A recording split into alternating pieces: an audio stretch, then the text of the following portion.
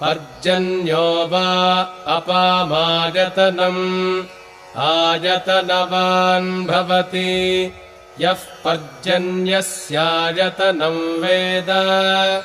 आयतनवान् भवति